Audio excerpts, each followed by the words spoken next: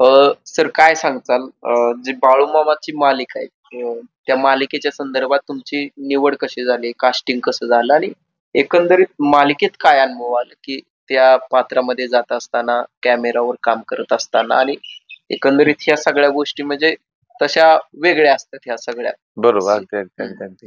हा म्हणजे माझं जीवन वेगळं होतं. मी एक सैनिकी क्षेत्रातून आलो होतो आणि मामांचा खूप म्हणजे ध्यास मला होता आणि त्याचं फळ म्हणावं, की भगवंतांचे जे आज मी कार्य करतोय, त्याच्या कार्याची पायाभरणी तिथं झाली बरं का. हं.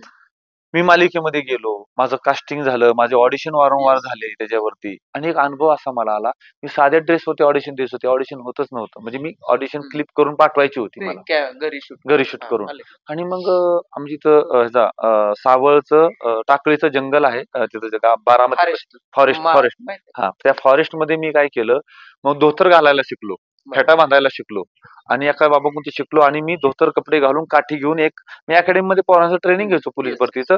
एका जण चप्पल होती कोल्हापूर, ते सगळं घातलं. मला जमतच 3 दिवस गेले, जमतच नव्हतं. मला फोन यायचे की तुम्ही पाठवा पाठवा. मग काय करायचं, मामाला नमस्कार केला, म्हणलं देवा आता तूच ह्यातून पुढे ने मला. आणि ती कपडे घातली, मी ते ऑडिशन दिलं. खूप सुंदर असं ऑडिशन झालं आणि ते त्यांना आवडलं. त्यांनी माझं सिलेक्शन केलं. पुढे जाऊन ते मामांसाठीच होतं, परंतु देवाने ती लीला फिरवली. कारण जर ते काम मी केलं असतं तर आज मी इथं नसतो. येस. आज मी हजारो ठिकाणी पोहोचलो नसतो, बकऱ्यामध्ये फिरलो नसतो, तो आनंद मला घेता आला नसता. आणि मग मी मालिकेमध्ये काम केलं. अक्षरशः पहिल्या वेळेला मी जेव्हा तिथं एंट्री केली, कुठं मुंबई. मुंबईमध्ये कोरेगाव पार्कमध्ये त्या शेटवरती मी त्या मातीला डोकं टिकून नमस्कार केला. माझ्या डोळ्यातनं पाण्याच्या धारा लागल्या होत्या. हजारोंची लाईन त्या ठिकाणी उभी आहे. माहिती आहे का? पण हजारो दिग्दर्शक, हां, कितीतरी लोक मला कॅमेरा. काम द्या, काम द्या म्हणून तिथं उभी आहेत. मला ॲक्टर व्हायचंय. पण या भगवंताची लीला अशी होती, की मला त्यांनी सहज पोहोचवलं होतं आणि तिथं मी काम करायला सुरुवात केली. तिथं काम केल्याचा फायदा हा झाला, मला देवाने का पोहोचवले, मला नंतर काही गोष्टी मला कळल्या, की मला तिथं जगायला शिकवलं देवानं. येस. काय जगायला शिकवलं? जर मी रामांनाची भूमिका करतोय ना, तर मला रामांना म्हणून जगता आलं येस, पाहिजे. येस. मी रामांना. मेजर विक्रम म्हणून नाही जगायचं मला. हं. मी तिथं मला रामांना म्हणून जगायचंय हं. आणि ते मला देवानं तिथं मग जगायला ती शिकवलं. तयारी कशी राहायची? रामांनाची जी भूमिका करत असताना तुम्ही स्वतः काय करायला लागायचं? अभ्यास म्हणजे मला ती ते स्क्रिप्ट स्क्रिप्ट भेटायची. आलं की लक्षात? हां, ते आत्मसात कसं हां. करायचं किंवा मग त्या आता रोलमध्ये जाणं असेल? ते कसं होतं, की हं. तिथं ते सारखं टेक वगैरे ह्या गोष्टी ते झालं बघितल्या टेक्निकल. आणि होतं. मग मी आरशासमोर उभा राहायचो आणि ती स्क्रिप्ट मी वाचायचो. हं. आरशासमोर उभा राहायचो, ती मी स्क्रिप्ट वाचायचो. ते हावभाव. हं. मग तिथे एक महादूची भूमिका केलेली आमचे खूप परम मित्र आहेत ते विश्वासराव म्हणून, संदीप विश्वासराव ज्यांनी महादूची भूमिका केली. मी त्यांचं मार्गदर्शन घ्यायचो. ते मला सांगायचे आणि मग मी प्रॅक्टिस करायचो आणि मग त्या भूमिकेमध्ये जाऊन मी ते डायलॉग तिथं डिलिव्हर करायचो. आणि मला देवाने सहाय्य केलं. तिथं पण मला चांगल्या प्रकारे म्हणजे तिथं मला बोलता आलं. हं. तर मी जगलो मग. आणि ह्याचा फायदा कसा झाला? जेव्हा मी मामांचं चरित्र सांगायला लागलो ना, हं. तेव्हा मला देव त्या काळात घेऊन जातो. मला त्या जागेवर ठेवत नाही. हा मला आलेला अनुभव आहे. हं. मी त्यावेळेला आहे. मी माझ्या देवाचं सगळं सांगतोय. माझा देव मला दिसतोय. ही भावना त्यावेळेस मला ती जगता येते आणि अक्षरशः कधी-कधी डोळ्यातनं पाण्याच्या धारा लागतात. लोकांच्याही अश्रूंचं अनावर होतं. तुम्ही बरेच व्हिडिओ बघितले असतील. माझ्याबरोबर ही लोकं सुद्धा ती गोष्ट जगायला लागतात. याचा तो फायदा झाला. म्हणजे माझ्या देवानं, माझ्या मामानं माझ्यासाठी केलेली ती पाठशाळा होती. माझा ह्या सेवेतला गुरु म्हणजे माझा मामा आहे. मेजर हा प्रश्न अनेकांना पडलाय. मी तुम्हाला आज थेटच विचारतो. आता तुमचं वय किती आहे? आणि राहिलेलं आयुष्यातलं बाकीचे दिवस आहेत म्हणजे समजा 20 वर्ष, 40 वर्ष ह्याचं काय प्लॅनिंग काय केली जगण्याचं? किंवा माझं एकंदरीत तुम्हाला मुलं किती किंवा आता संसारांची कौटुंबिक जबाबदारी कसं केली? त्यांना काय नियोजन केलंय शिक्षणाचं वगैरे? माझं वय 43 वर्ष आहे. हो. मला 2 मुलं आहेत. एक आता 8वीला, एक 4थीला आहे. माझी धर्मपत्नी, माझे आई-वडील, माझं कुटुंब. पण अ, मी फौजमध्ये असल्यामुळं, सैनिक असल्यामुळं माझ्या पत्नीला ती जबाबदारी कुटुंबाची सांभाळायचं पहिल्यापासून तिच्यामध्ये तेवढी धमक आहे.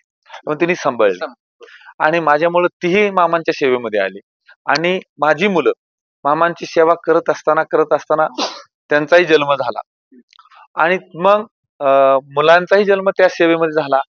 मग जे आपण करतोय त्याचं अनुकरण मुलं करतायत आणि आज माझी मुलं तीही मामांच्या सेवेमध्ये त्यांच्या मामांच्या आरत्या पाठ आहेत. दररोज सकाळी ती मुलं मामांच्या ग्रंथाचं वाचन करतात.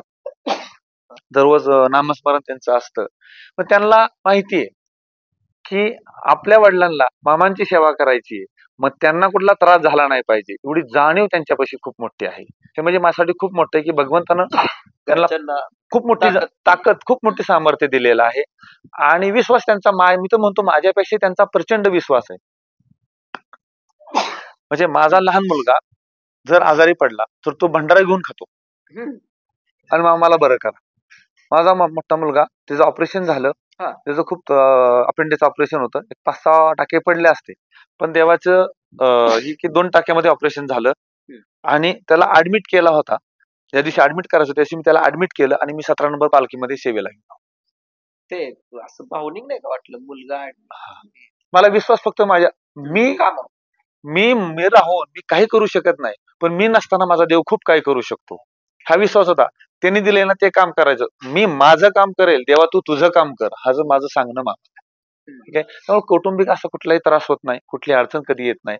आणि जे खरं त्यांच्यामुळं मला ही सेवा करायला खूप सोपं जात आहे. आणि सध्यामध्ये मी गव्हर्नमेंट सर्वंट आहे. मी पीडब्ल्यूटी मध्ये असिस्टंट सिव्हिल इंजिनियर आहे. महाडला माझी ड्युटी आहे.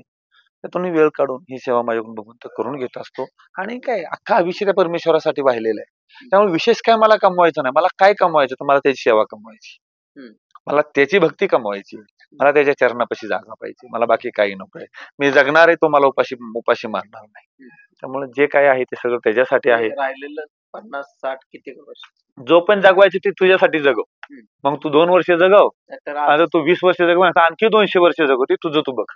हा, पण राहिलोय ना ते तुझ्यासाठीच आहे, तुझ्यासाठीच मला जगायचे, तुझ्यासाठी सेवा करायची. फक्त एकच मागणं आहे, ही सेवा अखंड पवित्र मनानं, शुद्ध मनानं, कुठलाही लोभ, कुठलाही विकार मनामध्ये न देता निस्वार्थीपणानं ह्या परमेश्वराकडून करून घ्यावी माझ्याकडून. तर मी माणूस आहे, मलाही विकारांचा बाधा होऊ शकते, मलाही स्वार्थ येऊ शकतो, माझ्याही मनामध्ये पाप येऊ शकतो. फक्त ह्या देवानं तेवढं माझ्यापासून लांब ठेवावं.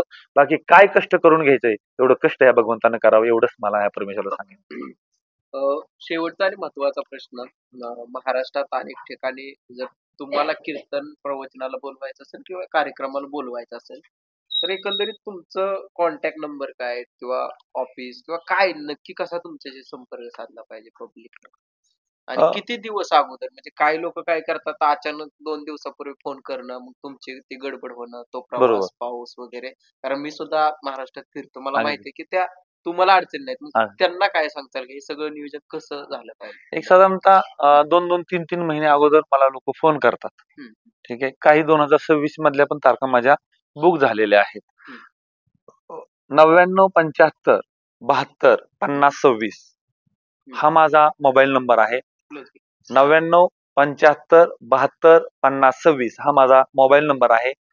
आणि या मोबाईल नंबरवरती तुम्ही मला संपर्क करू शकता, किंवा व्हॉट्सअपच्या आपला इंस्टाग्राम मेजर वासुंदेकर हा इंस्टाग्रामचा आयडी आहे. मेजर वासुंदेकर म्हणून युट्यूबला टाकलं तर तिथेही माझे नंबर मिळतात आणि संपर्क करू शकता. आणि 2-3 महिने अगोदर संपर्क केला तर बऱ्यापैकी तारखा भेटून जातात. आणि अगदी 0 टायमात म्हणलं की तारखाच थोडंसं कठीण होऊन जातं. आणि मग त्यावेळेला काय होतं, तुम्ही म्हणजे महत्वाचा प्रश्न आहे हा, लोक खूप गयावया करतात, विनवणी करतात, तुमच्या पाया पडतो, असं करू नका. आणि मग कधी कधी लोक मलाही म्हणतात तुम्हाला मी एवढे पैसे वाढवून देतो, तेवढे पैसे वाढवून देतो. थोडं वाईट वाटतं की पैशासाठी सेवा करणारा मी माणूस नाही. हा, परंतु देऊ नये असंही माझं मत नाही. परंतु काय होतं की मग माणसाच्या मनामध्ये भावना येते की तिकडं असं जास्त भेटलं असेल, अशी काही लोक करतात. म्हणून असं काही नाही. फक्त माझी तारीख शिल्लक असली ना मी 100% येत असतो. माझ्याही काही अडचणी आहेत. मी एखाद्याला जर शब्द दिला तर तो शब्द मला फिरवता येत नाही आणि मी फिरू शकत नाही. कालचीच तारीख होती की मला 19 तारीख करायची होती, 20 तारीख होती, पण त्या तारखा आगमाग करायच्या होत्या. 20 तारखेला 19 करायची होती, मग विनंती करून त्या तारखा मी ऍडजस्ट केल्या. असं आहे. बाकी सेवा अखंड चालू आहे. आणि मला एवढंच पैसे द्या म्हणून मी कोणाला सांगत नाही. ठीक आहे, हा, ज्याचं त्यानं ज्याच्या त्याच्या पद्धतीनं सगळ्यांचा, माझ्या बरोबर असलेली माणसं, माझा गाडी खर्च ह्याचा विचार करून द्यावा. आणि शिल्लक राहिलेला पैसा हे लोक माझी साक्षीला आहेत. शिल्लक राहिलेला पैसा माझ्या गाडीचा 100% खर्च मामाच्या पैशातून होतो. ही जी गाडी आहे माझी, ही माझ्या मामानं मला दिलेली, मी घेतलेली नाही, माझी तेवढी अवकात नाही. माझा ही म्हणजे देव इतकं देतोय, हे जे अंगावरती कपडे आहेत ही सुद्धा मी माझी शिवत नाही, मला लोकांनी केलेले पोशाख आहेत तेच मला सरत नाही, इतकं देव देतोय. मला काय वैयक्तिक माझा समजा दवाखाना वगैरे खर्च आला तर तो पैसा मी त्यातून करतो. बाकी हा पैसा परपंचामध्ये कुठली वस्तू आणण्यासाठी मी वापरत नाही. शिल्लक राहिलेला पैसा शिल्लक राहतो. वासुंदेच्या तळावरती मामांची बकरी आली की तिथं खूप सुंदर असा खर्च त्या ठिकाणी करायचा, हा एवढा हेतू चालू असतो. मित्रांनो, हे होते विक्रम जगताप यांच्याशी आपण आज खरं तर खूप वेळ दिला.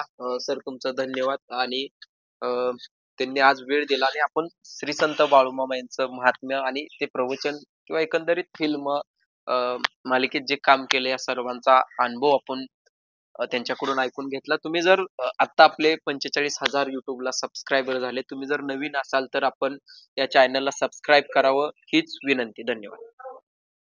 दाखवा. थांबव.